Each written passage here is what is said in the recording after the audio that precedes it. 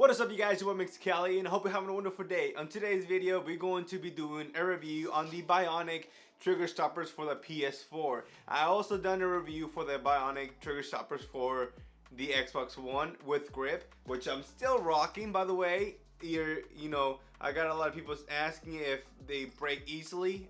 I still have them a year after, and they still work like they're new. So if you haven't checked that video out yet, I'll make it pop up right here and also down in the description. I am actually going to give this trigger stoppers away, so if you are interested on that, make sure to leave a big thumbs up and subscribe if you haven't done that already, and also comment down below what part of the world you live in, not specifically your address, just in actual, in the US, in Norway, in Paris, somewhere in around the world.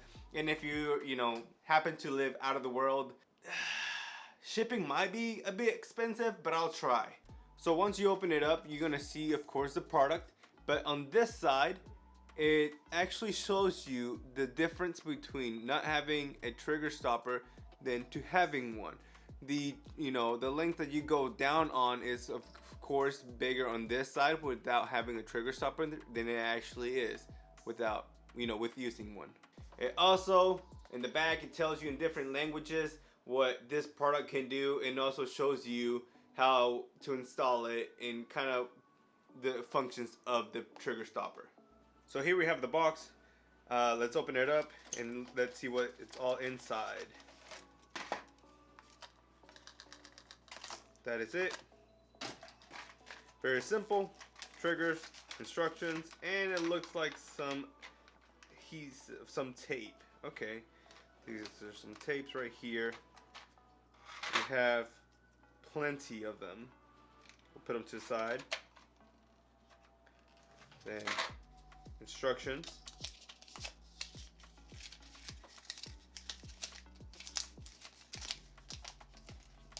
Shows you what to do with the little adhesives, and where to place them, and how to install the triggers onto your controller. But if you don't want to read these, just watch through this video and then I'll show you how it's done. So in the box, there's actually a total of 4 trigger stoppers. There's 2 L2s and 2 R2s. So instead of just using it for one controller, you can use it for 2. So now that we have one of each, pretty much it's self-explanatory. L2 goes on L2, R2 goes on R2. So to put it on, pretty much start from the bottom and then press up until you hear a click. And so far, it doesn't seem like I will need like the M tape on there, because it's not coming off. There you go. It took a lot for it to come off. And also, guys, if you're curious about these LED on the controller, I'll have the video pop up right here. It's pretty much an LED kit from eXtremeRate. Now here's a demonstration of how the triggers will look like. And now we're going to press it to see how much force we actually need.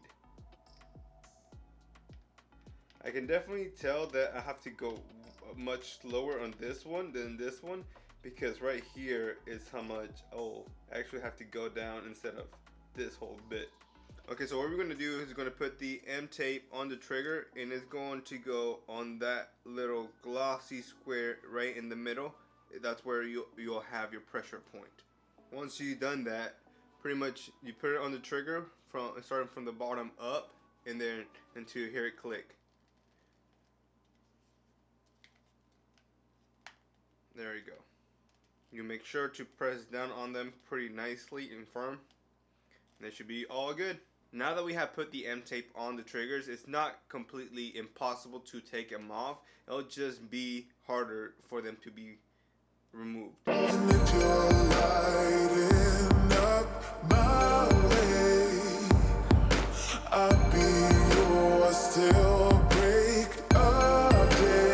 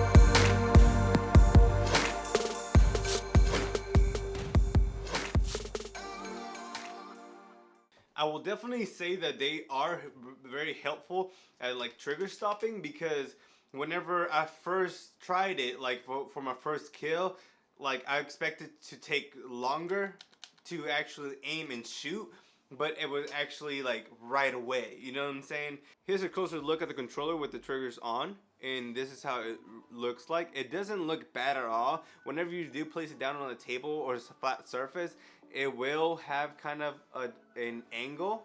I was a bit skeptical about these trigger stoppers because the fact that they are attached to the actual trigger. It's not like the Xbox One where it's attached from the inside. This one's I was a bit skeptical for two reasons. One being, since it's attached to the trigger, I was wondering if it was going to make it for the controller thinking that it's actually being pressed down when it's not really, because it actually goes into the crack that the actual controller has.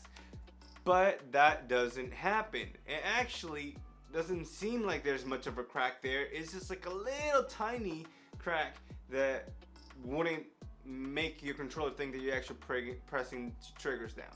Also, another thing that I was really concerned about for the trigger to actually like fly off, it actually does and doesn't at the same time. Since it's kind of on a groove and it's being plastic, it will wear off from time to time. As you know, as long as you keep them on there, it should be fine.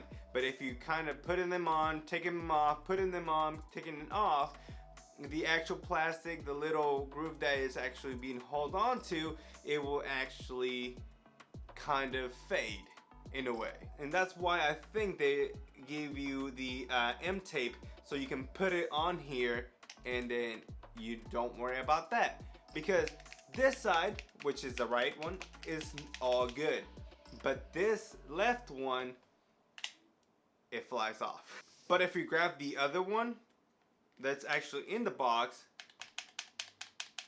you don't have a problem. So that was it for this video, guys. Make sure to leave a big thumbs up and subscribe if you haven't done that already, and I'll see you next time, guys. I love you, take care, and peace.